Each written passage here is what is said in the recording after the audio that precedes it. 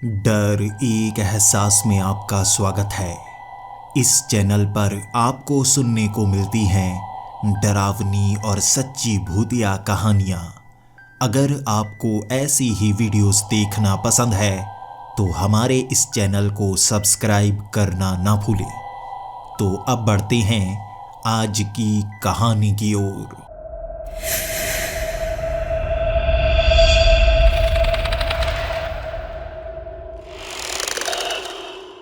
Hello दोस्तों, मेरा नाम मैथ्यूज़ है और मैं यूनाइटेड स्टेट्स ऑफ अमेरिका का रहने वाला हूँ। यहाँ पर मैं एक छोटे से कार वॉश में काम करता हूँ, लेकिन उससे इतने पैसे नहीं बन पाते कि मैं अमीर हो पाऊँ। हमारी ज़िंदगी का एक मकसद होना चाहिए। वो मकसद है अपना घर बनाना, अपनी जायदाद बनाना। लेकिन हर किसी के नसीब में ये चीज़ें नहीं होती। मैं बहुत समय से ये काम करता रहा था और मुझे लगा इस काम से ज़्यादा आगे बढ़ा नहीं जा सकता। मैंने कोशिश तो की कई और काम करने की, लेकिन वहाँ पर इससे भी ज़्यादा कम पैसे बना करते थे। तो मैं घूम फिर इस कार वॉश में आ गया। लेकिन धीरे धीरे आपको सीखने की कई चीज़ें मिलती हैं, कई मौके मिलते हैं। यहाँ कार वॉश में कई बार बहुत ज़्यादा अमीर लोग आते हैं अपनी गाड़ी धुलवाने के लिए, और उनसे कुछ समय बातें करना बहुत अच्छा लगता है मुझे। इससे आपको नई नई जानकारियाँ मिलती हैं। और एक बार एक ऐसा ही अमीर आदमी यहाँ पर आया था जो कि घर बेचने का काम करता था।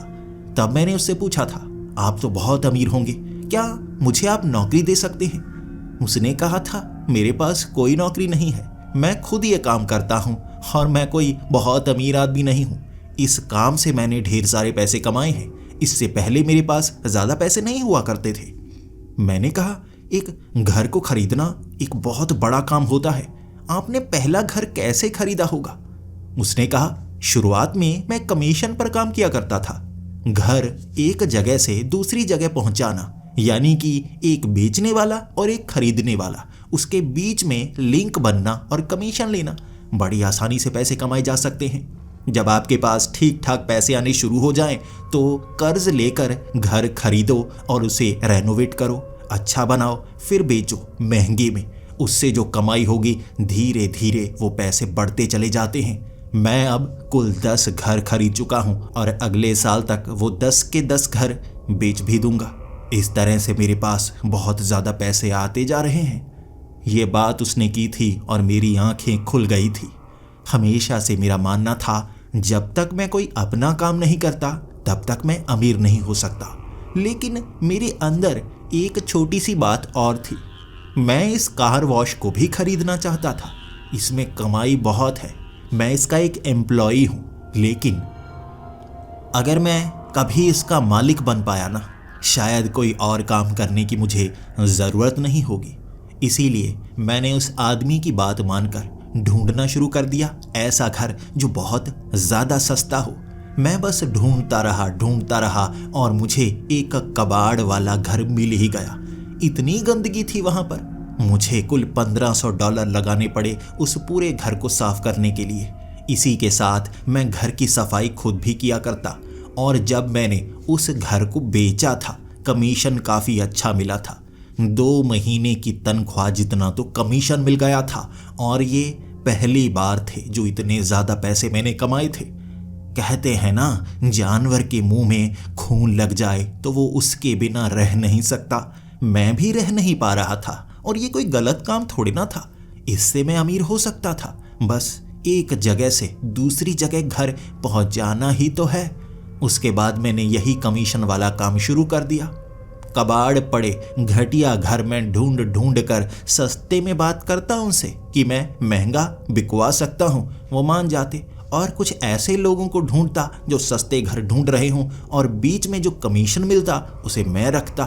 धीरे धीरे मैं काफ़ी पैसे कमा चुका था। और उसके बाद जो मैंने पहला सबसे छोटा घर खरीदा था, मैं उसे बेचना चाहता था, रखना नहीं चाहता था। भले ही वो $1.5 लाख का था, लेकिन यहाँ महंगे महंगे घर भी काफ़ी छोटे होते हैं। उस घर को खरीदकर मेरे दिल की धड़कन इतनी ज़्यादा तेज़ थी, क्या मैं इसे बेच पाऊँगा, कहीं फंस तो नहीं जाऊँगा। घर तो काफी सस्ता मिला है, जमीन काफी ज्यादा बड़ी है, घर टूटा फूटा सा लग रहा है। 1 महीना मैंने उस घर में लगाया था, उसको रेनोवेट अपने हाथों से किया था।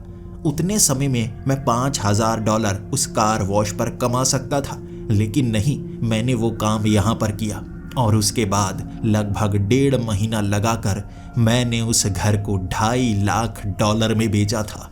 $1 लाख की कमाई एक घर को बेचने में हुई थी और मैं शायद पहली बार इतना ज्यादा खुश हुआ था।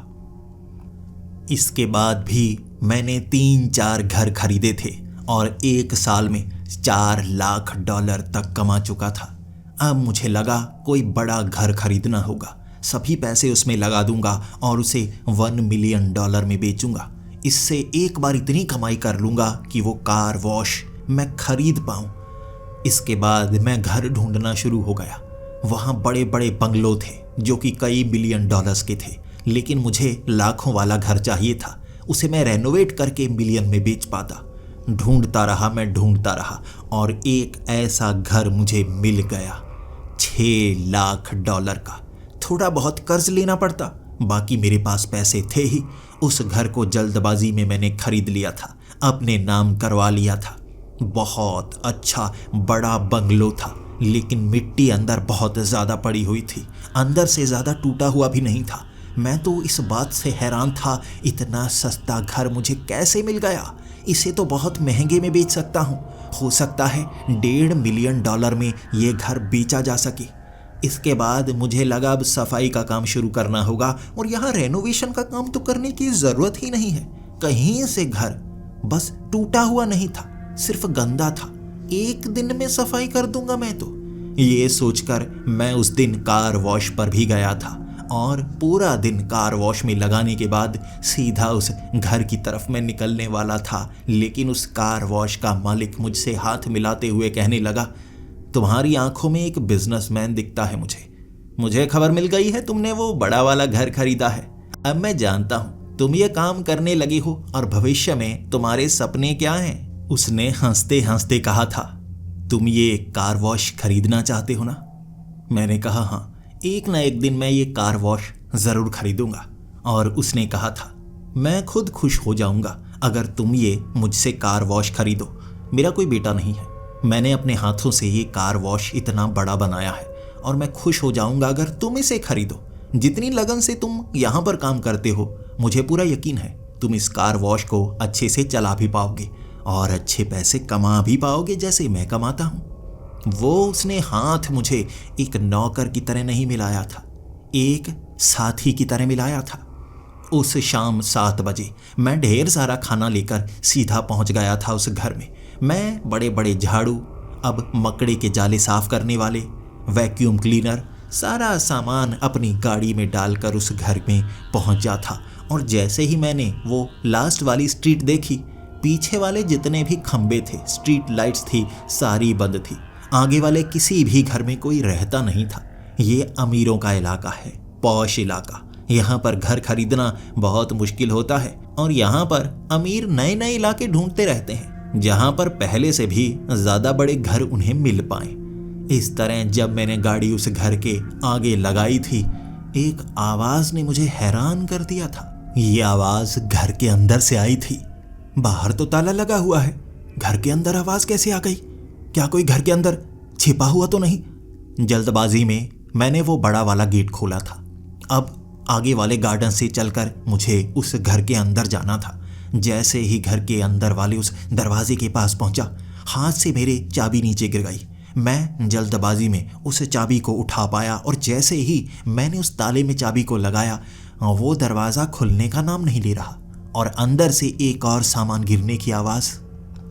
मैं तेज़ी से चाबी को घुमाता जा रहा था और फिर मुझे महसूस हुआ मैं चाबी ही गलत लगा रहा था।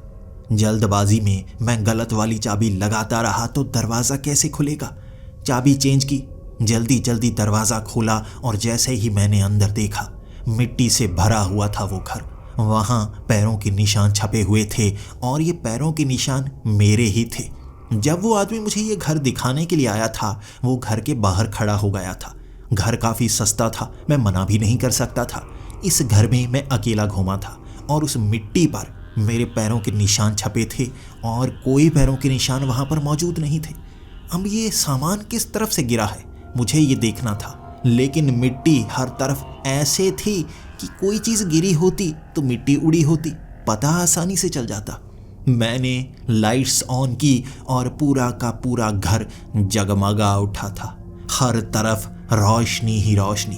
भले ही ये घर गंदा था, लेकिन मैं देख पा रहा था इतना बड़ा घर मेरे नाम पर, जैसे सपने पूरे हो गए हों। अचानक दिमाग में सामान गिरने की वो ख्याल आए तो मैं एक एक करके कमरा देखने लगा। नीचे 4 कमरे थे, ऊपर 3 कमरे, बाहर बड़ी सी लॉबी थी और दोनों तरफ घूमकर ऊपर जाने वाली वो सीढ़ी। मैं नीचे एक एक करके कमरा देखता गया, कोई सामान हिला हुआ नहीं था। उसके बाद मैं ऊपर वाले कमरे देखने लगा, ऊपर भी कोई सामान हिला हुआ नहीं था। आखिर ये आवाज़ आई तो आई कहाँ से? अच्छी तरह से देखने के बाद मुझे लगा शायद ये भ्रम हुआ होगा। आवाज़ यहाँ से नहीं आई, कहीं और से आई होगी। अब मैं शुरुआत करना चाहता था। आज पूरी रात मुझे सफाई करने में लग जाएगी। शुरू कहाँ से करूं? दरवाजे से करता हूं। नीचे अगर कोई घर के अंदर आना चाहेगा तो पहले दरवाजे के रास्ते से ही आएगा, तो वहां अच्छी तरह से सफाई कर लेता हूं। जैसे ही मैं नीचे दरवाजे के पास पहुंचा, एक झाड़ू निकाला मैंने। अब उसी के साथ मैं वैक्यूम क्लीनर भी निकाल चुका था। ये बड़े वाला वैक्यूम क्लीनर था जो बहुत ज़्यादा आवाज़ करता है, लेकिन दूर दूर से मिट्टी खींच लेता है। एक कण तक मिट्टी का नहीं बचता। इससे आप सोफे भी साफ कर सकते हैं, फर्श भी साफ कर सकते हैं, छोटी छोटी जगह पर भी सफाई कर सकते हैं। ज़्यादा मिट्टी उड़ती ही नहीं। अब मैंने शुरुआत करनी चाहिए झाड़ू से। दरवाजे के पास मैं एक एक करके मिट्टी को साफ करता जा रहा था। ये चमचमाता हुआ फर्श था और नीचे से वो निकल रहा था तो चेहरा तक उसमें दिख रहा था। महंगा घर सस्ते में मिला है। आंखें चुंधियाई जा रही थी। रोशनी जैसे उससे रिफ्लेक्ट होने लगी थी और ज़्यादा घर में रोशनी बढ़ने लगी थी। कुछ ही टाइल्स तक मैंने झाड़ू फेरा था और ऊपर वाले कमरे से सामान गिरने की आवाज़ आई। उस आवाज़ ने मुझे चौंका दिया। ये भ्रम हो ही नहीं सकता। वो आवाज़ घर के अंदर से जैसे गूंजी थी बहुत ज़्यादा, और मैं लड़खड़ा कर उस झाड़ू को वहाँ पर फेंक कर ऊपर भागा था देखने के लिए कौन है जो घर के अंदर है। हाथ में मैंने एक छोटा डंडा भी पकड़ा हुआ था। कोई बाहर से अंदर तो नहीं घुस आया है। अगर मैंने किसी को देखा ना, झगड़ने की कोशिश नहीं करूँगा, फ़ोन लगाऊंगा पुलिस वाले को। इससे काम आसान होगा, क्योंकि कई बार आप झगड़ा करते हैं तो हालात बिगड़ जाते हैं और बिगड़े हुए हालात में कभी कभी गलतियां भी हो जाती हैं। मैं ऐसी गलती खुद भी नहीं करना चाहता था और जो यहाँ है उससे भी ऐसी गलती होने नहीं दे सकता था। मैं ऊपर पहुंचा तो मुझे कोई नज़र नहीं आया, लेकिन एक टेबल लैंप नीचे गिरा हुआ था। किसी ने ये टेबल लैंप अभी गिराया था और ये आवाज़ इसी की थी। नीचे गिरा हुआ टेबल लैंप, आवाज़ बहुत ज़्यादा हुई थी। वो कांच का था लेकिन टूटा नहीं था। ना नीचे मिट्टी पर किसी के पैरों की निशान, ना आसपास कोई नज़र आ रहा था। अचानक दूसरे कमरे से भी सामान गिरने की आवाज़ आई और मैं भागा उस तरफ। जैसे ही उस कमरे में पहुंचा, वहाँ पर भी एक टेबल लैंप था, नीचे गिरा हुआ। टूटा नहीं था, कांच का था, लेकिन आवाज़ उसी से आई थी। वहाँ मौजूद भी कोई नहीं। मैं घबराने सा लगा था। क्या चीज़ है? कौन है अंदर जो सामान को गिराता जा रहा है और नजर भी नहीं आता? मैं कुछ सोचता उससे पहले तीसरे कमरे से भी आवाज़ आई। बिल्कुल वैसी आवाज़ थी और मैं घबरा गया, सन्न हो गया, हिला नहीं, भागा नहीं उस तरफ। ये कैसे हो सकता है? सामान कैसे गिर रहा है, और अगर गिर रहा है तो टूट क्यों नहीं रहा? जब मैं हल्के कदमों को आगे बढ़ाता हुआ बिना आवाज़ किए हुए उस कमरे में पहुंचा, मैंने टेबल से नीचे गिरा हुआ वो लैंप देखा, लेकिन उस लैंप के पीछे काले रंग की एक बिल्ली, एक छोटी सी बिल्ली थी और वो बड़ी तेजी से उस लैंप से ऊपर छलांग लगाकर बेड पर पहुंची। बेड से खिड़की की तरफ, और खिड़की एक तरफ से खुली थी। उस खिड़की से वो बाहर चली गई। यकीन कीजिए, सांस में सांस आ गई थी। पहले तो समझ में नहीं आ रहा था यह सामान गिर कैसे रहा है। अब समझ में आ रहा था। वो बिल्ली एक एक करके कमरे में गई और बेड के ऊपर से छलांगे लगाती हुई इधर उधर भागती रही और सामान गिराती रही। बड़ी कमाल की बात है, सिर्फ टेबल लैंप ही उसने गिराए थे। लेकिन अब बात समझ में आ गई तो डरने की अब बात ही नहीं बची। हंसता हुआ मैं नीचे आया था दोबारा सफाई करने के लिए। काफ़ी समय बर्बाद कर दिया था उसने। एक तो मैं डर गया था, फिर सन्न हो गया, समय काफ़ी निकल गया था, तो नीचे फिर से मैंने झाड़ू से शुरुआत की थी। थोड़ी ही सफाई मैंने की थी, ऊपर से फिर से आवाज़ आई कुछ गिरने की और मुझे लगा यार खिड़की बंद कर देनी चाहिए थी ना। वो बिल्ली शायद फिर से अंदर आ गई होगी, यकीनन यहाँ रहती होगी, इसीलिए बार बार आना उसे पड़ रहा है। खिड़कियाँ बंद ही कर देता हूँ, अब बिल्ली का अंदर क्या काम, वो तो गंदगी डालती रहेगी ना। कहीं अंदर उसने पॉटी कर दी फिर क्या होगा भाई, वो गंदी बदबू यहाँ फैल जाएगी और कोई घर खरीदना नहीं चाहेगा। जल्दी से जाता हूँ, ऊपर जाकर खिड़की बंद कर देता हूँ। ये सोचकर मैं जल्दी से सीढ़ियों से ऊपर की तरफ भागा और जैसे ही उस कमरे में गया, वो सभी टेबल लैंप मैंने ऊपर रखे हुए थे और एक टेबल लैंप नीचे गिरा हुआ था, टूटा अब भी नहीं था। उसके बाद दूसरे कमरे से आवाज़ और फिर तीसरे कमरे से आवाज़। एक एक करके मैंने तीनों कमरे देखे, टेबल लैंप हर एक कमरे का नीचे पड़ा हुआ था। अभी अभी टिकाए मैंने और उसने फिर से गिरा दिए और तीसरे कमरे में वो काले रंग की बिल्ली उस टेबल लैंप के पीछे बैठी हुई मेरी तरफ देख रही और उसकी तरफ मासूमियत से देखकर मैंने कहा, देखो अब तुम्हारे लिए ये घर नहीं रहा, तुम्हें कोई और जगह ढूंढनी होगी। घर के मालिक आ चुके हैं, अब इस तरह से घर में छिपकर नहीं रह सकती, चलो जाओ भागो यहाँ से। ये कहा मैंने, वो बिल्ली हिली तक नहीं। उसके बाद मैंने डंडा निकाला। अब बिल्ली डंडे से तो डरती ना, लेकिन वो डरी नहीं। मैं एक पल के लिए थोड़ा सा रुक गया था। बिल्लियों के तीखे नाखून होते हैं और ये नाखून काफ़ी खतरनाक होते हैं। मैं उससे उलझना नहीं चाहता था, बस डरा कर उसे एक बार बाहर भगाना चाहता था। बाहर अगर वो भाग गई तो खिड़कियां बंद कर दूंगा और फिर काम आसान, अंदर वो बेचारी आ नहीं पाएगी और सही समय पर कोई नया घर ढूंढ ही लेगी। ये सोचकर उसे डराता रहा मैं, आवाज़ें करता रहा। एक बार कुत्ते की आवाज़ भी निकाली थी ताकि वो डर कर भाग जाए, लेकिन कोने में सिमटी हुई वो काले रंग की बिल्ली बस आंखों में आंखें गड़ाकर देखे जा रही थी। हर कोशिश के बाद जब वो बिल्ली भागी ही नहीं, उसके बाद मैं सोचने लगा अब करूं तो करूं क्या। और अचानक वो बिल्ली धीरे से खिड़की पर चढ़ी और उसके बाद बाहर चली गई, सामने वाले पेड़ पर चली गई थी। उस पेड़ पर चढ़कर वो अंदर की तरफ देखे जा रही थी और मैंने जल्दबाजी में वो खिड़की बंद कर दी। अब मैंने वो टेबल लैंप उठाए ही नहीं, नीचे पड़े रहे, बाद में रखूंगा। ये सोचकर मैंने एक एक करके तीनों कमरों की जितनी खिड़कियां थी बंद कर दी। अब इस घर की एक भी खिड़की खुली नहीं थी। दरवाज़ा तो मैंने नीचे से पहले ही बंद कर रखा था। बिल्ली तो अब अंदर आ नहीं पाएगी। मैं सीधा नीचे पहुंचा दोबारा झाड़ू मारने के लिए।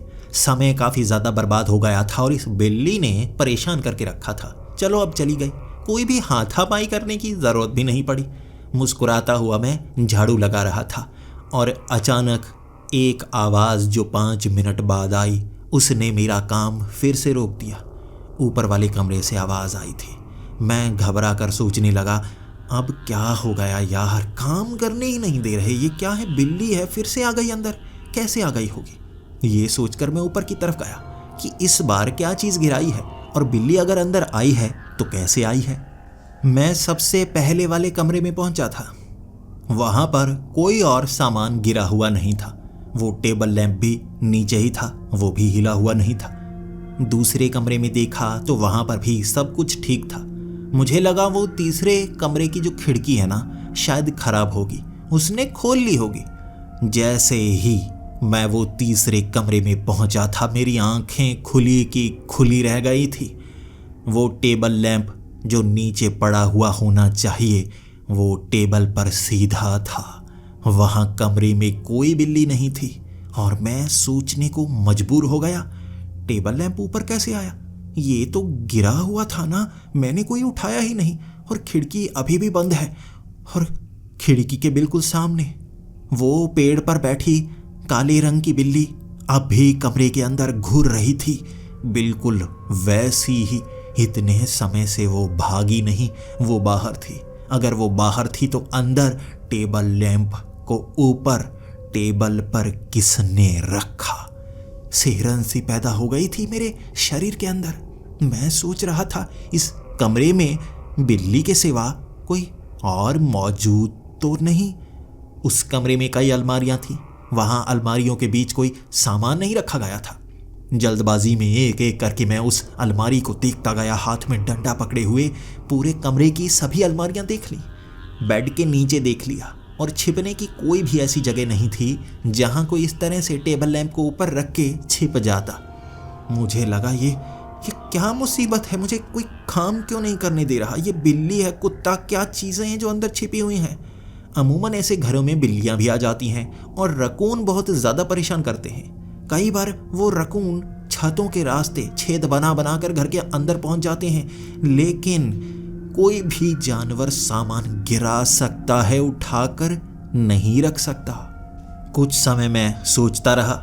जब दिमाग में कोई आइडिया नहीं आया तो मुझे लगा इसे इग्नोर करना चाहिए। अब और क्या कर सकता हूँ? फिर मैं उस टेबल लैंप को बिना छेड़े हुए बाकी टेबल लैंप के पास गया, उन्हें भी टेबल के ऊपर रख दिया। फिर मैं नीचे काम करने के लिए आ गया। 5 मिनट और काम किया था मैंने। फिर से ऊपर से आवाज़ आई, और इस बार एक आवाज़ नहीं 3 आवाज़ें आई थी, और इस बार ऐसा लगा जैसे कुछ टूटा हो। बहुत तेज़ आवाज़ आई। भागा मैं ऊपर की तरफ। जैसे ही मैं वो पहले कमरे तक पहुंचा, पहले टेबल के ऊपर रखा हुआ वो टेबल लैंप नीचे पड़ा था, टूटा हुआ। कांच इस बार टूट चुका था। कमरे में और कोई नहीं। दूसरे कमरे में गया, दूसरा टेबल लैंप टूटा हुआ, नीचे कांच बिखरा हुआ, और ऐसा ही हाल तीसरे टेबल लैंप का भी था। तीनों तोड़े जा चुके थे, लेकिन किसने तोड़े ये अंदाज़ा भी नहीं लगाया जा सकता था। आज जैसे कोई मुझे काम करने ही नहीं दे रहा था, और ये बिल्ली ही है मुझे ये तक पता नहीं था। कहीं बिल्ली ने अंदर बच्चे तो नहीं दिए हुए, और ये बच्चे यहाँ ये सब कर रहे हैं। मैं सोचना चाहता था, समझना चाहता था। फिर मुझे लगा मैं अब ये चीज़ें नहीं कर सकता। अब मैं परेशान हो गया हूँ। मैं नीचे काम करना चाहूँगा। मैं नीचे की तरफ भागा था। मैं नीचे पहुँचकर हेडफोन लगाकर काम करने लगा। आती रहे आवाज़ें। अब नहीं ऊपर जाने वाला, अब तो काम निपटा कर ही रहूँगा। नीचे फर्श से मिट्टी साफ करके ही रहूँगा। झाड़ू लगाना शुरू हो गया। मैं एक एक करके झाड़ू लगाता गया, और नीचे वो पूरा का पूरा हॉल मैंने खाली कर दिया। अच्छे से सफाई की, वैक्यूम क्लीनर से भी सफाई कर दी थी। उसके बाद थोड़ा थक गया था। वक्त रात के 1:30 बजे का हो गया था। मैं उस सोफे पर बैठा था, और इस बार हेडफोन उतारे मैंने, क्योंकि अमूमन इस समय तक मैं सो जाता हूँ, लेकिन इस बार काम करना पड़ रहा था तो नींद थोड़ी थोड़ी चढ़ी ज़रूर थी। हेडफोन उतारे मैंने, और एक तेज़ आवाज़ ने मुझे चौंका कर रख दिया। ये तेज़ आवाज़ ऊपर से ही आई थी, और मैं अपने सर के बाल पकड़ कर कहने लगा, क्या मुसीबत है यार, ऊपर से आवाज़ें आती रहती हैं, क्या चीज़ है ये? उसके बाद नीचे मैं सफाई कर चुका था। अब मुझे लगा ऊपर जाकर देखना होगा, ज़रूर वो बिल्ली होगी। इस बार टेबल लैंप नहीं कुछ और तोड़ा लगता है, या उस टेबल लैंप को बिखेर दिया होगा उसने। सीढ़ियाँ चढ़कर जैसे ही मैं ऊपर पहुंचा, पहले कमरे में मैंने देखा वो टेबल, और हैरानी का सबब उस टेबल के ऊपर रखा था टेबल लैंप सही सलामत। कांच का एक टुकड़ा तक वहां मौजूद नहीं था। मैं आंखें मलता रह गया, ऐसा कैसे हो सकता है? पहले ये टेबल लैंप टूटा हुआ था, बिखरे हुए थे कांच के टुकड़े। अब टेबल लैंप टेबल पर रखा है, और कांच का एक टुकड़ा तक मौजूद नहीं यहाँ पर। ये कैसे हो गया? एक एक करके मैंने वो तीनों कमरे देखे थे। टेबल पर रखे वो टेबल लैंप सही सलामत थे, जैसे किसी ने उन्हें जोड़ दिया हो, लेकिन कांच को तोड़ने के बाद जोड़ा नहीं जा सकता। ये तो कांच पूरी तरह से साफ था, जैसे नए टेबल लैंप वहां पर लाकर रख दिए गए हों। ऐसा कैसे हो सकता है? क्या मैं सपना तो नहीं देख रहा? ये सपना ही तो नहीं, यहाँ जो सब हो रहा है ये सपने जैसा लग रहा है। क्या करूं? ये कैसे हो सकता है? मैं हर कमरे में देखने गया था, कुछ भी अलग नहीं, बस ये टेबल लैंप सही सलामत है। हालात बिल्कुल वैसे थे जैसे जब ये घर देखने पहली बार आया था, वैसा लग रहा। नीचे मिट्टी पर पाँव के कोई निशान नहीं थे, मेरे भी नहीं थे। इतनी बार आकर चला गया मैं यहाँ पर, मिट्टी की सफाई तो मैंने की ही नहीं, ये मिट्टी सही कैसे हो गई? घबराया हुआ मैं अपने सर को पकड़े हुए मैं सीढ़ियों से नीचे उतरा था और नीचे मैंने हॉल का वो फर्श देखा। मेरी टांगें कांपने लगी थी। झाड़ू, वैक्यूम क्लीनर और हर चीज़ मेरी एक तरफ पड़ी और पूरे फर्श पर मिट्टी, जैसे उसकी सफाई की ना गई हो। अच्छे से बिछी हुई मिट्टी, ये ऐसी नहीं जो बाद में किसी ने मिट्टी बिछा दी हो, ये ऐसी थी जैसे सफाई ना की गई हो। मकड़े के वो कोने में लगे हुए जाले, वो सोफे के ऊपर पड़ी हुई मिट्टी, हालात पहले जैसे थे और मैं घबरा गया। उसके बाद मुझे लगा इतना सारा काम किया मैंने, ऐसा लग रहा है काम हुआ ही नहीं, ये सपना होगा। मैंने अपने चूंटी काटी थी, दर्द हुआ, ये सपना नहीं था, ये सच्चाई थी। क्या हो रहा है इस घर में? ये क्या हो रहा है इस घर में? एक तो मैं थका हुआ था, मुझे लगा था आज और काम करना नहीं पड़ेगा। आधा काम मैंने खत्म कर दिया है, लेकिन अब तो ये शुरू से करना होगा। ये क्या? शायद कुछ दिनों से अच्छी तरह से मैं सोया नहीं हूँ। वो कार वॉशिंग में भी बहुत ज़्यादा काम करना पड़ रहा है। थोड़ी टेंशन भी है, जो कर्ज लेना था उसके लिए भी कई लोगों के पास मुझे चक्कर लगाने पड़े। अच्छे से सो नहीं पाया, शायद इसी कारण मुझे ये भ्रम हो रहे हैं। दिमाग काम नहीं करता अगर आप अच्छे से सोए ना। घर जाकर सोता हूँ। कल मैं वॉशिंग सेंटर नहीं जाऊँगा, ये सोचकर वो सामान मैंने वहीं पर रखा था और घर का बाहर वाला दरवाज़ा लगाया। उसके बाद मैं जब गाड़ी में बैठा तब दिमाग में आया कि अंदर वाली एक लाइट, वो मैंने चलती हुई छोड़ दी। अब क्या करूं, घर के अंदर जाऊं? अरे छोड़ो यार, एक लाइट ही तो है, कोई बात नहीं, कितना बिल आ जाएगा। ये सोचकर मैं गाड़ी लेकर सीधा अपने घर पहुंच गया। वहां आराम से सोया और अगले दिन मैं 2 बजे उठा था। नींद अच्छे से पूरी की थी और जब मैंने फ़ोन चेक किया तो वॉशिंग सेंटर से उसके मालिक का फ़ोन था। आज ये ज़्यादा काम था और मैं आया ही नहीं तो वो फ़ोन कर रहा था। मैंने भी उस मालिक को कह दिया था कि आज मैं आ नहीं पाऊंगा, आज बहुत ज़्यादा काम था, मैं थक गया, तो मेरा दिमाग सही से काम नहीं कर रहा था। मैंने उसे अच्छे से बताया, मुझे ऐसा महसूस हुआ जैसे मिट्टी आ रही हो। बार बार सफाई की, फिर गायब हो रही थी, सामान टूटा फिर ठीक हो गया। उसने भी कहा आराम करो, शायद तुम सो नहीं पा रहे हो ना, तो ये भ्रम होने लगे हैं। उसने कहा उसे भी ऐसे कई बार भ्रम होते हैं जब वो कई दिनों तक ना सोए, दिमाग पागलों जैसा हो जाता है। मैं अब अच्छी तरह से नींद ले चुका था। दोपहर का खाना मैंने घर में बनाकर खाया और शाम तक आराम से टीवी देखता रहा मैं। उसके बाद मुझे लगा अब थकान ठीक हो चुकी है, अब दिमाग सही से काम कर रहा है, कोई परेशानी घर में नहीं हो रही, तो चलता हूँ उस घर में काम करने के लिए। कल पता नहीं भ्रम हुए या शायद मैं वहीं पर सो तो नहीं गया जो सब कुछ मुझे नकली नकली सा लगा। आज जाकर अच्छे से काम करूँगा, आज तो कोई गड़बड़ नहीं होगी। जब मैंने वो घर का दरवाज़ा खोला था, सामने मिट्टी वैसी ही थी, एक तरफ पड़ा मेरा वो सामान वैसा ही था, जल रही वो लाइट पहले जैसी थी, लेकिन उस मिट्टी पर जैसे कुछ लिखा हुआ था। मिट्टी पर जैसे हाथ से किसी ने बड़ा सा कुछ लिखा था, गेट आउट।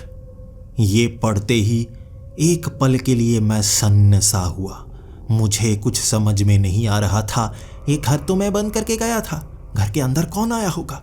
ये बिल्ली का काम नहीं हो सकता, बिल्ली पढ़ती लिखती नहीं, इसीलिए ऐसा काम नहीं कर सकती। ऐसा काम इंसानों द्वारा होता है, तो कोई घर के अंदर आकर गया, मेरे लिए ये मैसेज छोड़कर गया गेट आउट का। शायद यहाँ भी कोई वैसा ही काम हो जैसा एक बार मेरे साथ हुआ था। एक बार मैंने एक ऐसा ही घर खरीदा था काफ़ी सस्ते में, और उस घर को कोई और भी खरीदना चाहता था। वो मुझसे बहुत ज़्यादा झगड़ा था और मुझे कह रहा था मैं उतने में ही उसे घर बेचूं जितने में मैंने खरीदा था। मैं ये काम नहीं करता, घर सस्ते में खरीदा है तो उसे अच्छा बनाकर मैं महंगे में बेचूंगा, उतने में उसे क्यों बेचूं?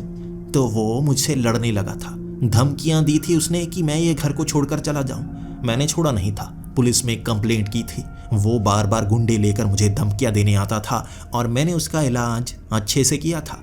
इस तरह मैं वो घर महंगा बेच पाया था और वो मेरा दुश्मन जेल में बैठा होगा अब। यहाँ पर भी कोई ऐसा ही आदमी तो नहीं जो मुझे इस घर से बाहर भगाना चाहता हो? देखना पड़ेगा, यहाँ भी देखना पड़ेगा। पहले ये समझता हूँ घर के अंदर आने का रास्ता कहाँ कहाँ से है। मैं उसके बाद एक एक करके हर कमरे को चेक करने लगा था। जैसे ही मैंने हर कमरे को चेक किया, मैंने देखा कोई भी ऐसी खिड़की नहीं है जहाँ से अंदर आया जा सके। शायद बाहर वाला जो दरवाज़ा होगा उसकी नकली चाबी होगी उसके पास। अब इसका कोई इलाज तो करना पड़ेगा। अब मुझे नीचे से शुरुआत करनी थी, मिट्टी साफ करने की। झाड़ू लगाना शुरू कर दिया मैंने। आज शरीर ज़रा भी थका हुआ नहीं था।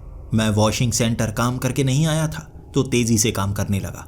अचानक एक आवाज़ ने मुझे डरा दिया। ऊपर वाले कमरे से आई थी वो आवाज़ और मैं चौकन्ना सा हो गया। ये क्या? ये तो बिल्कुल कल जैसा हो रहा है ना। कल तो चलो मैं सोया नहीं था, आज आवाज़ कैसे सुनाई दी मुझे? ये सोचकर मैं सीढ़ियों से भागकर ऊपर गया था। मुझे लगा कल की तरह तो नहीं हो रहा। वहाँ तीनों कमरों में कोई टेबल लैंप नीचे गिरा हुआ नहीं था। तो ये आवाज़ कहाँ से आई, मैं ये जानना चाहता था। तीनों कमरों में कोई चीज़ हिली हुई नहीं थी और मुझे लगा ये आवाज़ तो ऊपर से ही आई थी। अचानक नीचे से आवाज़ आई कुछ गिरने की। जब मैं सीढ़ियों से नीचे उतर रहा था, सामने देखा मैंने वो बड़ा वैक्यूम क्लीनर नीचे गिरा हुआ था और नीचे एक कमरे की तरफ जैसे कोई आदमी, जैसे उसने काले रंग के कपड़े पहने हों और सर के बाल लंबे हों। ये औरत की तरह भी लग रही थी और शरीर बड़ा मर्द जैसा लग रहा था, जैसे 6 फुट का हो। एक कमरे की तरफ जाते हुए नजर आया मुझे, या कहूँ नजर आई मुझे। मैं जब सीढ़ियों से नीचे उतरा, मैंने डंडा हाथ में ले लिया। अब ये कोई भ्रम नहीं है, सच में यहाँ मुझे कोई नजर आया है। उस कमरे में गया है, उस कमरे में खिड़की तक नहीं है वहाँ पर। ज़रूर वो अंदर ही होगा। क्या करूँ, देखूँ अंदर? उसके बाद मैं जैसे ही कमरे के पास गया, मुझे घबराहट सी होने लगी थी। मुझे हर बार ऐसा महसूस हो जाता है जब कुछ बहुत ज़्यादा गड़बड़ हो। मुझे लगा दिमाग लगाना होगा, खुद इस मुसीबत को मोल क्यों लूँ जब मैं पुलिस को बुला सकता हूँ। जल्दी से मैंने दरवाज़ा बंद कर दिया। अब मैंने चाबी से लॉक भी लगा दिया और उसके बाद मैंने कॉल लगाई पुलिस को। मेरे घर में कोई मौजूद है। पुलिस वाले 10 मिनट में वहाँ पर पहुँच गए और मैं उन्हें अंदर लेकर आया। घर में इस तरह से मिट्टी देखकर वो कह रहे थे कि आप यहाँ पर रहते हैं, और मैंने उन्हें पूरी तरह से बता दिया। नया घर मैंने खरीदा है, रात के वक्त मैं सफाई करने के लिए आया था और यहाँ मैंने किसी को देखा। उस कमरे में मैंने बंद किया हुआ है उसे। उन्होंने पूछा क्या सच में कोई मौजूद है, तुमने देखा? मैंने कहा हाँ मैंने देखा, मैंने बंद किया है। वो सवाल पूछते जा रहे थे, मैं उन्हें बताता जा रहा था, लेकिन वो एक्शन नहीं ले रहे थे। हैरानी थी उनके चेहरे पर। उसके बाद वो उस कमरे को खोलकर अंदर देखना चाहते थे। मैं उन्हें कहता रहा जो भी है वो अंदर है, आप ज़रा सतर्क रहिए। आप गन को निकाल क्यों नहीं रहे, वो हमला कर सकता है। उन्होंने गन को नहीं निकाला, हाथ में डंडा तक नहीं पकड़ा था। दरवाज़ा खुलवाया, उसके बाद अंदर देखने लगे और जैसे ही वो अंदर गए, मुझे भी अंदर बुलाया कि आओ देखो कौन है अंदर। मैं उनके साथ अंदर गया। अंदर कोई नहीं, खाली अलमारी, बेड के नीचे कोई नहीं, बाथरूम में कोई नहीं, भागने की कोई जगह मौजूद नहीं थी वहाँ। जो अंदर गया अंदर ही होना चाहिए। उन्होंने मेरी आंखों में आंखें डालकर कहा था, तुमने तो कहा उसे बंद करके रखा है, यहाँ कोई मौजूद तो है नहीं।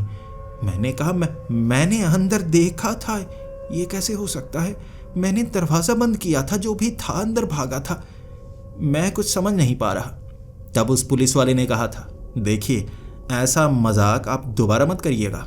हमें पता है ऐसे मजाक कई लोग करते हैं और जब हम वहाँ पहुँचते हैं निकलता कोई नहीं। इसीलिए आप अगर दोबारा यहाँ कोई नज़र आया ना, तब फ़ोन मत करिएगा।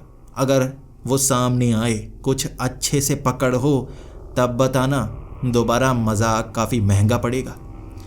वो ऐसे बर्ताव कर रहे थे जैसे मैं कोई मुजरिम हूँ और झूठ बोलकर उन्हें फंसा रहा हूँ।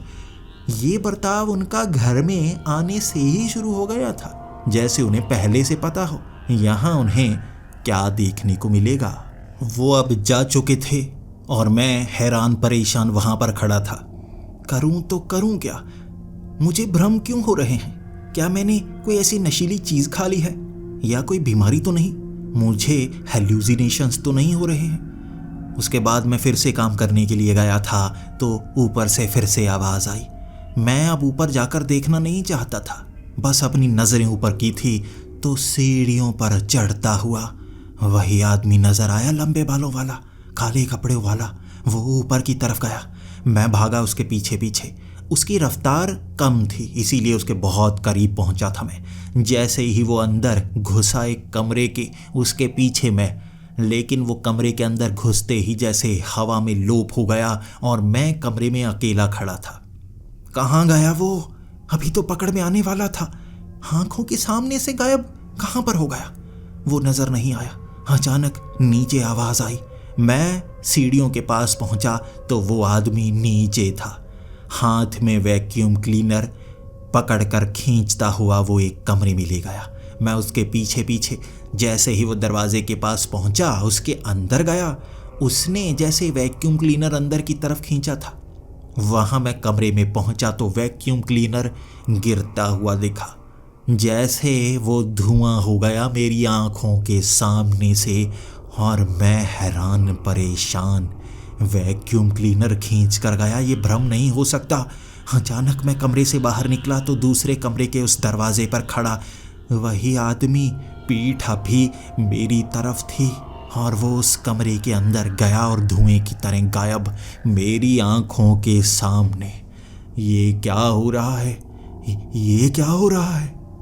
मैं उस कमरे की तरफ गया था अंदर देखने के लिए, ये हो क्या रहा है? सब कुछ गायब कैसे हो रहा है? अचानक मुझे वो आदमी सामने से नजर आया। काले कपड़े थे और सफेद मुंह, जैसे चेहरे पर पाउडर लगाया गया हो। वो एक दीवार से आर पार होता हुआ सामने निकला और मैं दरवाजे के करीब खड़ा था। उसकी रफ्तार तेज थी और वो उड़ता हुआ मेरी तरफ आया, बहुत तेज, और मैं झटके से पीछे गिर गया। लेकिन हुआ पहले की तरह, वो दरवाज़ा जैसे पार होते ही धुएं में गायब हो गया। वो कमरे से बाहर नहीं निकला, बस जैसे मुझे एक झटका सा दिया और मैं पीछे गिर गया। मेरे दिल की धड़कन मेरे काबू में नहीं थी। इतना ज़्यादा मैं ज़िंदगी में कभी नहीं डरा। मैं ऐसी चीज़ों पर यकीन नहीं करता था। आज पहली बार इन चीज़ों को देख पा रहा था। मैं नीचे लेटा हुआ था मैं, और अचानक वो दरवाजे से प्रकट हुआ। जैसे अंदर से कोई नहीं बाहर की तरफ निकला था, लेकिन दरवाजे से सामने से वो चलता हुआ मेरे करीब और मैं घिसटता हुआ पीछे की तरफ। वो करीब आता गया और उसने हाथ आगे की तरफ किए जैसे मेरा गला घोंटना चाहता हो। वो सामने से आ रहा था, उड़ता हुआ, रफ्तार तेज, और मेरे गर्दन के करीब आते ही जैसे उसने गर्दन घोंटनी चाही हो, लेकिन वो धुएं की तरह गायब मेरी आंखों के सामने। मैंने बहुत करीब से देखा था उसे। मैं जान गया था यहाँ कोई बहुत शक्तिशाली प्रेत आत्मा है, कोई ऐसी प्रेत आत्मा जो मुझे यहाँ देखना नहीं चाहती। ये जो नीचे लिखा था ना, गेट आउट, ये उसी ने लिखा होगा। कल जो हुआ वो भ्रम नहीं था, सच्चाई थी। ये प्रेत आत्मा ये सब कर रही है। मैं घर से बाहर की तरफ भागा था। जल्दी से मैंने दरवाज़ा खोला और मैं घर से बाहर निकला। गार्डन में खड़ा घर की तरफ देख रहा। घर की सभी लाइट्स फ्लक्चुएट कर रही थी, ऐसे हिल रही थी जैसे कोई बटन दबाए जा रहा हो। ऑन ऑफ, ऑन ऑफ, और हर कमरे की लाइट अलग अलग ऑन ऑफ हो रही थी, जैसे हर कमरे के एक एक बटन को दबाया जा रहा हो। मैं इतना घबराया था बयान नहीं कर सकता। उस कमरे का वो दरवाज़ा सबसे ऊपर वाला पहले बंद हुआ, फिर धड़ाम धड़ाम करके एक एक सभी के दरवाजे बंद, और अंत में हुआ था वो बाहर वाला दरवाज़ा धड़ाम करके बंद। और मैं भागता हुआ गेट के बाहर था, गाड़ी में बैठकर रो रहा। मैं बहुत ज़्यादा रो रहा था। मैं कैसी मुसीबत में फंस गया। ऐसे घर भी होते हैं, मुझे नहीं पता था। ये तो बहुत बड़ी मुसीबत है, कैसे निपटूंगा। रोता रहा मैं। फिर दिमाग में ख्याल आया, मुझे किसी चर्च में जाना होगा, किसी पादरी को बुलाना होगा, तभी काम होगा। यहाँ कोई बहुत भयानक प्रेत आत्मा है और मुझे इससे निपटारा तो पाना ही होगा। कल ये काम करूँगा मैं। आज रात भी सफाई नहीं कर पाया था मैं। वो प्रेत आत्मा सफाई करने ही नहीं दे रही थी, वो किसी को अंदर आने ही नहीं देना चाहती थी। अगली सुबह सबसे पहले काम तो मैंने ये किया कि जो इस घर का पहला मालिक था उसे फ़ोन लगाया। पहले 2-3 बार उसने फ़ोन उठाया नहीं, मैं फ़ोन करता ही जा रहा था, बात तो मुझे करनी ही थी। जब उसने फ़ोन उठाया, उसकी वो कांपती हुई आवाज़ बयां कर रही थी, उसने छिपाया था मुझसे इस घटना के बारे में। मैं थोड़ा सख्त हुआ तो वो सब कुछ उगलने लगा। इस घर में प्रेत आत्मा नजर आती है, डरावनी घटनाएं होती हैं और यहाँ रुका नहीं जा सकता। पता नहीं कैसे जब से ये घर बना है एक शाप को अंदर समेटे हुए है। ये $2.5 मिलियन का घर है, लेकिन 6 लाख तक कीमत घटाकर भी इसे बेचना पड़ा और मैं पहला खरीदार नहीं था। कई खरीदार इसे बेच चुके हैं। $2.5 मिलियन का घर पहले बेचा गया था, वो $2 लाख में बेचकर भागे थे। दोबारा इसने इसे $1 मिलियन में बेचा था, वो इसे $5 लाख में वापस बेच गए थे। इस तरह उसका पैसा तो कब से पूरा हो चुका था। वो चाहता था एक बार और इस घर को बेचा जा सके। मैंने $6 लाख में खरीदा और उसने कहा अब वो दोबारा इस घर को खरीदना नहीं चाहेगा। इस घर से हुई कमाई भी जैसे उसके गले में अटक गई थी। शाप की तरह उसकी बीवी की मौत हो गई। उसके बच्चे बहुत ज़्यादा बीमार रहते हैं जिनका इलाज नहीं हो पाता, और उसने कहा कि वो इस घर की कमाई अब और खा नहीं सकता। उसने सारे पैसे डोनेट कर दिए और इस घर को अब वो दोबारा खरीदना भी नहीं चाहता, मुफ्त में भी नहीं। अब उसने ये मुसीबत मेरे सर पर मढ़ दी थी और उसने बताया यहाँ पुलिस बहुत बार आ चुकी है, मदद नहीं करेगी तुम्हारी। उन्हें पता है यहाँ जो जो होता है वो इस पर यकीन नहीं करते और उनका मानना है कि यहाँ ऐसी घटनाएं होती हैं, बस लोग पागलों की तरह वापस आ जाते हैं।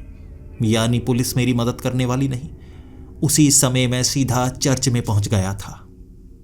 मैंने सबसे पहले पादरी को इस घटना के बारे में बताया था और वो पादरी उस घर में जाना ही नहीं चाहता था।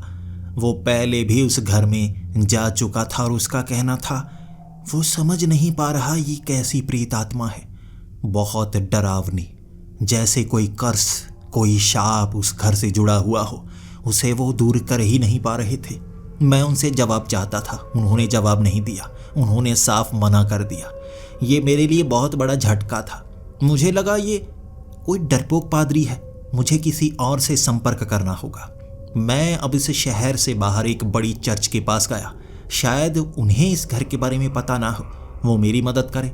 और ये बड़ी चर्च में कई पादरी थे जो खास काम भूतों के निवारण का ही करते थे। कई घरों का शुद्धिकरण वो कर चुके थे, फीस भी बहुत कम लेते थे। तो मैं उनके पास पहुंचा, उन्हें बताने लगा कि उस घर में ये सब हुआ, और उन्होंने कहा ये कोई साधारण प्रेत आत्मा नहीं लगती, ये कोई शैतानी प्रेत आत्मा लगती है। साधारण प्रेत आत्मा होती है जो किसी के मरने के बाद भटकती रहती है। शैतानी प्रेत आत्मा किसी के मरने के बाद भटकती हुई उसकी आत्मा नहीं होती, बल्कि नरक से आई हुई शैतानी आत्मा होती है जो बहुत ज़्यादा बुरी होती है। वो अपने काम को अंजाम देकर ही रहती है। इसके लिए अलग तोड़ करना होगा। ये बात कहकर 3 पादरी थे जो मेरे साथ आए थे। उनका कहना था कोई भी शैतान तीनों का सामना नहीं कर सकता। जब एक जगह वो तीनों इकट्ठा हो जाते हैं ना, मुसीबत बड़ी से बड़ी हो, वो तब भी उसका सामना करते ही हैं। वो पादरी मेरे साथ उस घर में थे। वक्त शाम के 6 बजे का हो गया था। अब तीनों पादरी वहां ऊपर वाले कमरे में पहुंचे। उसके बाद वो शुद्ध पानी वहां फेंकने लगे थे। ये पवित्र पानी था। हर कमरे में उसका छिड़काव किया जा रहा था। उसके बाद जैसे जैसे हालात खराब होते चले जाते, उन्हें पता चलता चला जाता आखिर ये प्रेत आत्मा किस जगह से जुड़ी है। क्योंकि कई बार ऐसी शैतानी प्रेत आत्माएं दूसरी दुनिया से बुलाई जाती हैं, वो आती नहीं हैं, और वो जगह जहाँ पर वो बुलाई गई हों वो शापित हो जाती हैं। बस उन्हें उस जगह के बारे में पता करना था। उसके बाद आसानी से वो शुद्धिकरण का काम शुरू कर पाते। पवित्र जल को छिड़का जाना शुरू हो गया था। एक एक करके हर कमरे में पवित्र पानी छिड़का जाता रहा। जब वो नीचे आ चुके थे, अब मोमबत्तियां जलाई जानी शुरू हो गई। वो एक एक शब्द को बोल रहे थे जो शुद्धिकरण का था, और अब लाइट फ्लक्चुएट होना शुरू हो गई। धीरे धीरे पूरे घर की लाइट फ्लक्चुएट हो रही थी। धीरे धीरे सामने रखा वो क्रॉस का निशान हवा में उड़ने लगा था। हवा में उड़ता उड़ता वो उल्टा हो गया था। क्रॉस के उल्टे होने का मतलब होता है शैतान का आगमन। ये कोई साधारण प्रेत आत्मा का निशान नहीं है, ये शैतान का निशान होता है। और वो कहने लगे, यहाँ सच में कोई शैतानी प्रेत आत्मा है। हमारे द्वारा बोले गए ये बाइबल के शब्द भी असर नहीं कर रहे, जैसे ये कुछ और हो। वहां हर एक दीवार पर जैसे चौकोर आकार की तस्वीर निकलने लगी थी। दीवारों पर चौकोर आकार की तस्वीरें हर तरफ। वो तीनों पादरी खुली हुई आंखों से ऐसे दिख रहे थे जैसे ये नज़ारा उनके लिए भी नया हो। हर एक तस्वीर में एक अलग चेहरा, लेकिन डरावना। ये चित्र नहीं, असली चेहरे थे। जैसे आंखें झपक रहे, कुछ बोल रहे। भारी आवाज थी ये, भारी, बहुत ज़्यादा भारी। और हर तरफ वो गूंज। उनके मुंह से शब्द निकलने बंद हो गए थे। वो पादरी हाथ में बाइबल को पकड़े शब्द बोलते तब जब उनके गले से आवाज़ निकलती। ये गूंज इतनी ज़्यादा फैली हुई थी, उनके शब्द समझ में नहीं आ रहे थे। वो पूरा का पूरा घर, वहाँ निकली हुई वो सभी तस्वीरें जलने लगी थी। आग में जल रही वो तस्वीरें, और एक धक्का तीनों को दिया गया था और वो तीनों घर से बाहर। मैं घर के अंदर ही था। मेरे सामने वो काले कपड़े पहने आदमी, अजीब सफ़ेद पाउडर लगाए हुए, मुझे देख रहा और मेरी आंखों के सामने मेरा गला दबाने की कोशिश की, और वो गायब हो गया। मैं भी घर से बाहर भागा, और वो तीनों पादरी घर के अंदर आना चाहते थे, लेकिन दरवाज़ा जैसे अंदर से बंद कर दिया गया हो, वो अंदर नहीं आ पा रहे थे।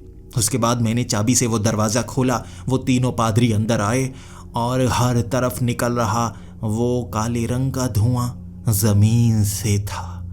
वो पादरी वो काला धुआं देखकर शुद्धिकरण का काम करते से पहले वहाँ वो सारी मोमबत्तियाँ बंद हो गईं। पूरी तरह से अंधेरा।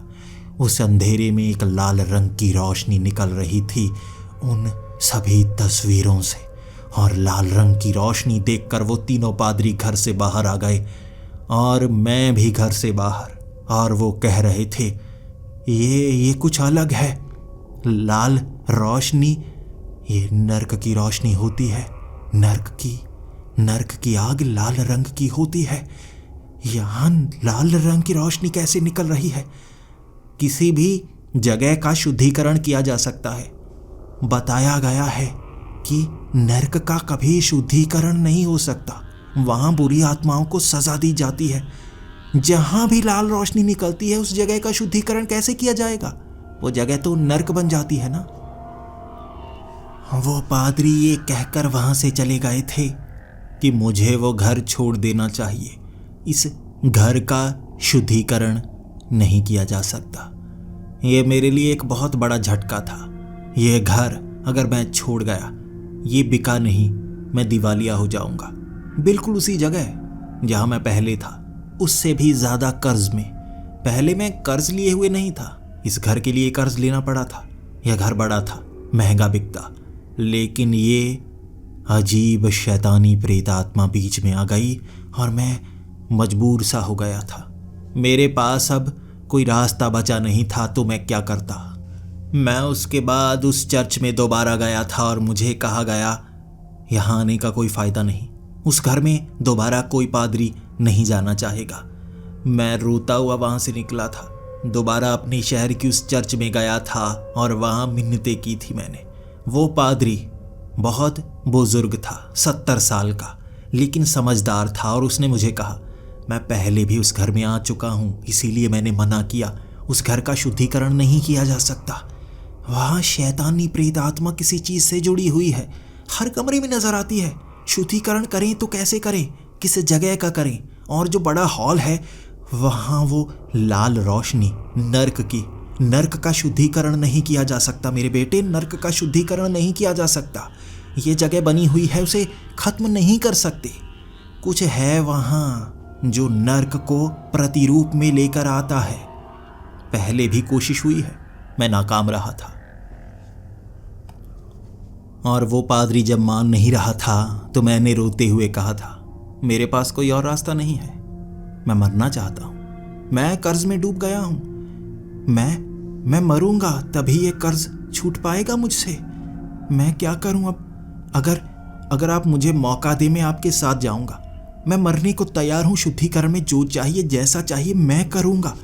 क्या आप मेरी मदद करेंगे? मैं मरने को तैयार हूं, बस कोशिश एक और। जहां से आखिरी बार आपने छोड़ा था वहां से आगे मुकाबला करेंगे हम। वो पादरी मेरी आंखों में वो जुनून देख रहा था जो पहले मालिक में उसे नजर नहीं आया था। उस रात वो मोमबत्तियां हमने हर तरफ जलाई थी, वो क्रॉस का निशान सामने रखा था उस हॉल में, क्योंकि जो है वो हॉल में है, इसी के साथ पूरी जमीन पर है। कैसे तब उस हॉल में खड़े होकर शुद्धिकरण का काम शुरू किया तो काला धुआं और वो प्रेत आत्मा काले कपड़ों में सामने थी। वो सफेद सा पाउडर वाला चेहरा मुझ पर बार बार हमला कर रही थी, लेकिन मैं डरने वाला नहीं था। मैंने भी हाथ में क्रॉस पकड़ रखा था। उसे बार बार मैं धक्का देता, लेकिन उसे खत्म करने का रास्ता मैं भी नहीं जानता था। मेरे पास वो पवित्र जल था, वो जब भी मुझ पर हमला करता मैं पवित्र जल उस पर छिड़कता, और भले ही यहाँ घर में पवित्र जल का कोई असर ना हो रहा हो, उस पर छिड़का गया वो पवित्र जल उसे जला रहा था और हमेशा उसे मुझे छोड़कर जाना पड़ता। मैं पवित्र जल खुद पर भी छिड़क चुका था, लेकिन पानी कुछ समय में भाप बनकर उड़ जाता है, इसीलिए बार बार वो पानी छिड़कना पड़ता था खुद पर, ताकि वो मुझे गला घोंटकर मार ही ना दे। ऐसा ही मैं पादरी के साथ भी कर रहा था। बड़े बड़े कैन हमने पवित्र जल के यहाँ रखे हुए थे, उसको अपने ऊपर यहाँ छिड़के जा रहे थे। वो शैतानी प्रेत आत्मा कैसी थी वो, जो पवित्र जल से भी खत्म नहीं हो रही थी।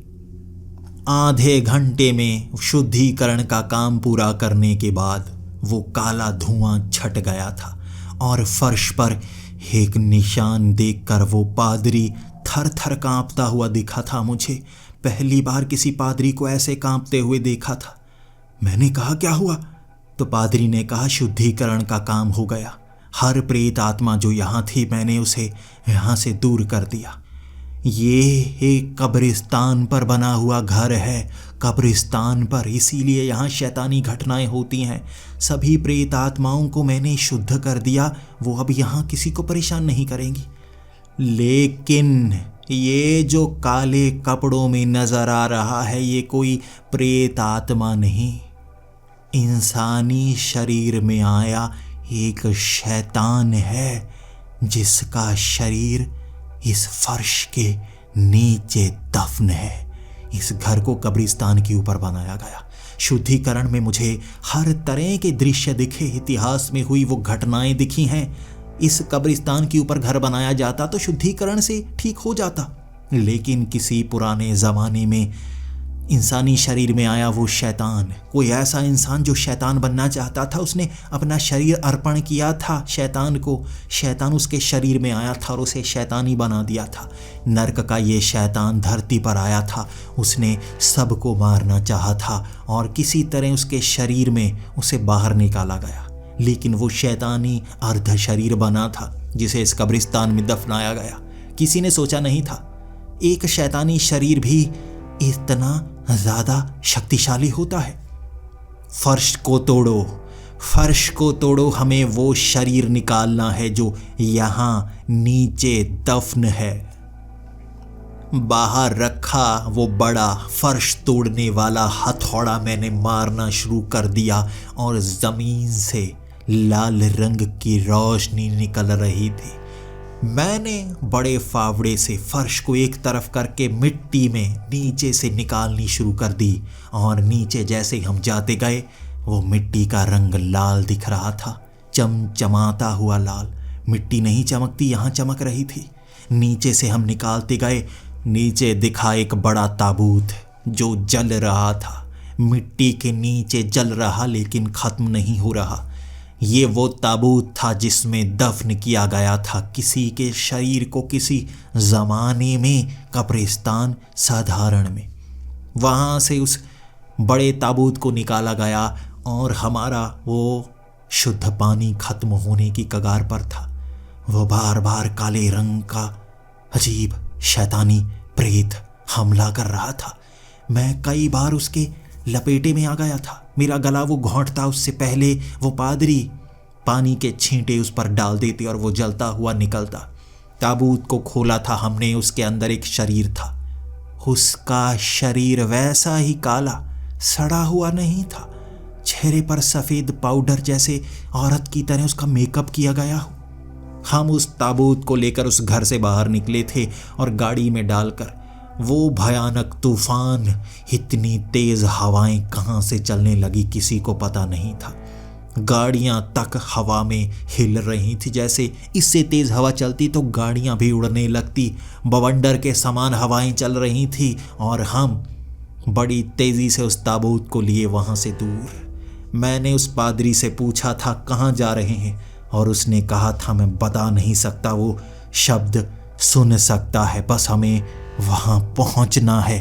पानी का छिड़काव करते रहो, पानी का छिड़काव करते रहो।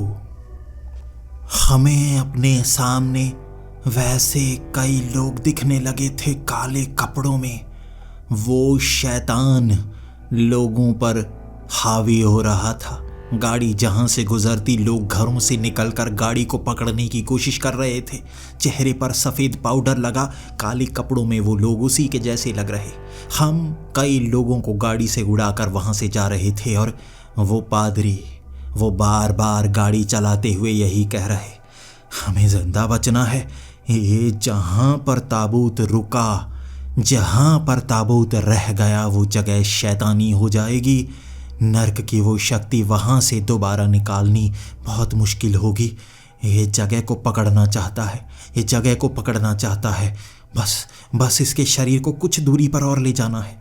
उन्होंने बताया नहीं हम कहाँ जा रहे हैं, लेकिन वो लोग जब सामने आ रहे थे, वो पादरी एक गार्डन के बीच से ही गाड़ी को भगाते हुए, पौधों को वो फूलों के ऊपर से गाड़ी चढ़ाते हुए, जैसे उस चर्च के दरवाजे से ही उड़ाते हुए गाड़ी अंदर लेकर आए थे। चर्च का दरवाज़ा तोड़ दिया था हमने और गाड़ी से इतना झटका लगा कि वो एयरबैग खुल गए थे और किसी तरह गाड़ी चर्च में, और वो पादरी जिनके नाक से खून निकल रहा था वो बाहर निकले। उस ताबूत को वो खींच कर ले जा रहे थे और वो काले रंग का शैतान चर्च से बाहर बार बार अंदर घुसने की कोशिश कर रहा और हर खिड़की पर लाल रोशनी थी। नर्क की वो आग दिख रही थी हमें। पादरी उस ताबूत को घसीटते हुए बार बार मुझे कहते हुए, जल्दी करो, जल्दी करो, मैं जख्मी हूँ, जल्दी करो। हम उस ताबूत को सामने ले गए थे वो प्रार्थना घर में। जब उस ताबूत को प्रार्थना घर में रखा गया, वो सारी लाल रोशनी गायब थी। वहाँ कई पादरी प्रार्थना में मग्न थे और इस शैतान के ताबूत को वहीं पर रखा गया। तब उस शैतान को काबू किया गया था।